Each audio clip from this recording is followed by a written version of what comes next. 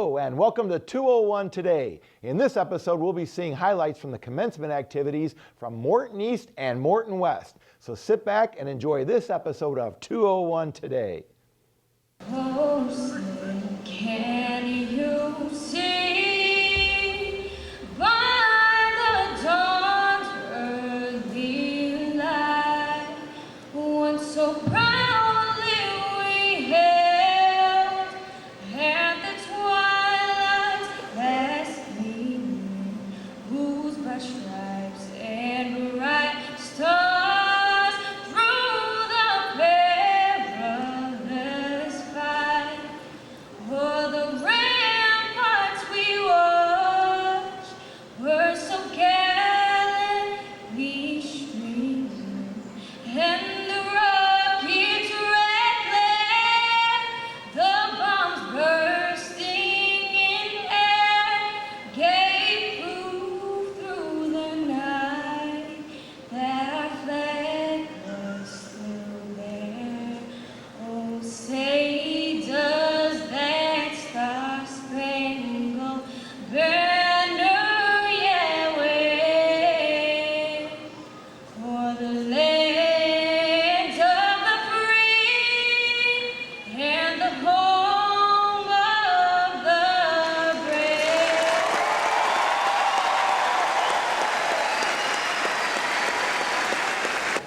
Good afternoon, families, friends, and most importantly, the graduating class of 2015. I had a speech written, and I believe that it was extremely eloquent, and it hit all the cliches that a superintendent should say during a commencement speech. I polished it and I practiced it because I know of the importance that today holds for teachers, for parents, and most importantly for you, the graduates.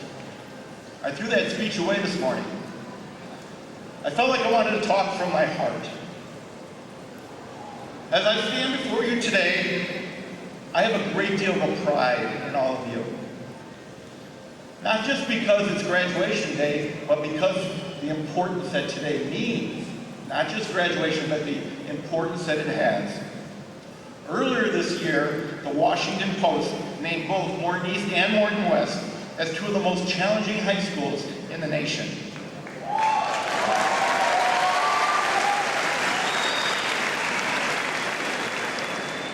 This is due to our rigorous AP program that you, the students, engaged in and took up this challenge.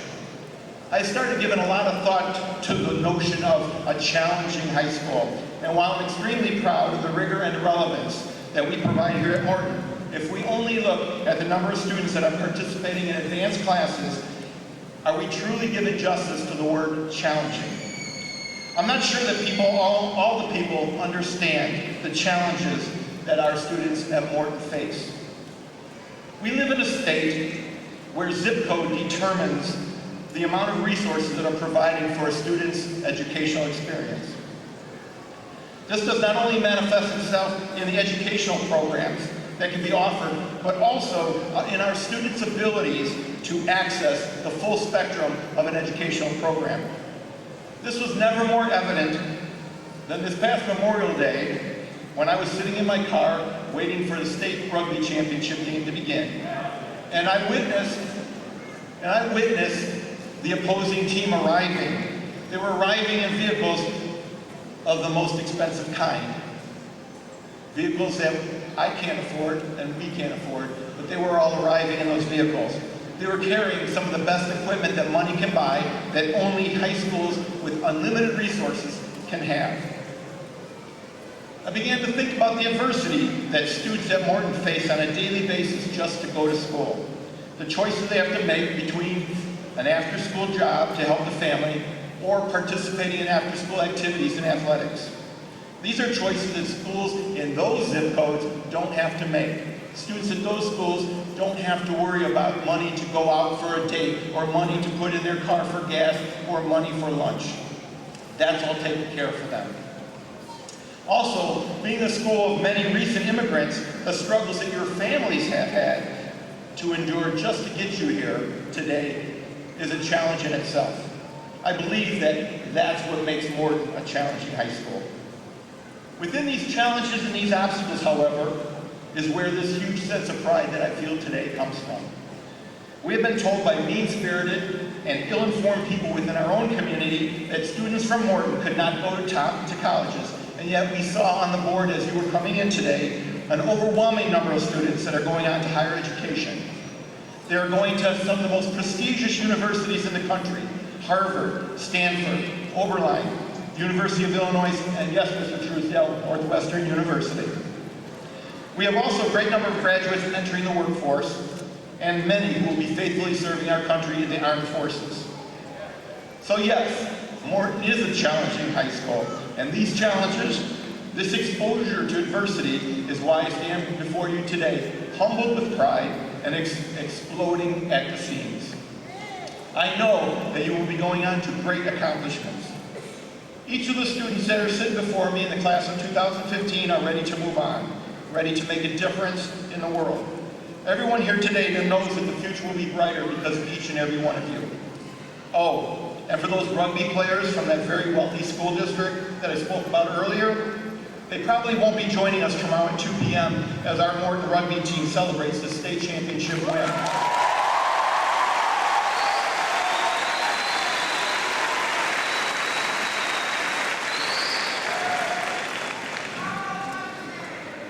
In closing, I want to say to all our graduates that yesterday you were students. Today, you become alumni. Just remember, wherever you go, whatever you do, once a Mustang, always a Mustang. Good afternoon, family, friends, faculty, and the class of 2015.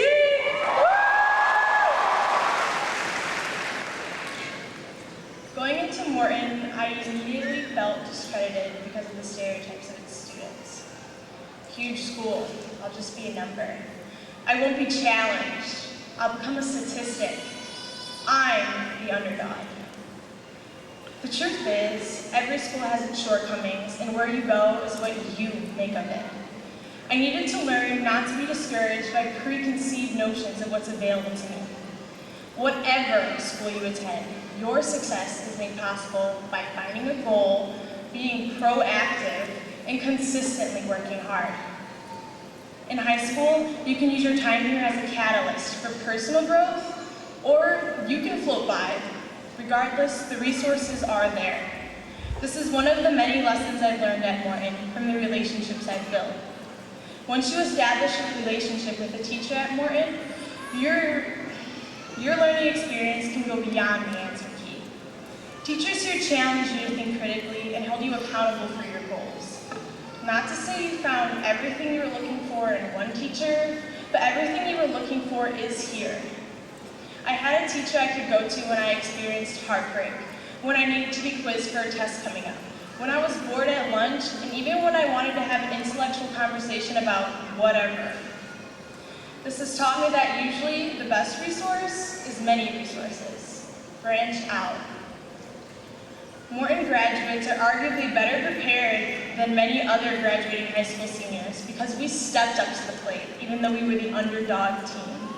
We sought out our own success and had the Morton community to back us up along the way. This active work fueled the drive that we had walking into Morton on our first day.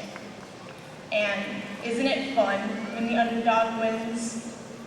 We are at a turning point, a crossroads in life, and not somewhere else. Not because fate put us here, but because we put ourselves here. I now see that in high school, I was so tunnel vision on getting where I am now that I often missed what was around me. I failed to notice and appreciate seemingly minuscule moments and people in my life. I want to move onward and upward. I want to live my life to the fullest, which isn't defined by what grades you or I got in high school. It's defined by the connections you make and what you do with your passions.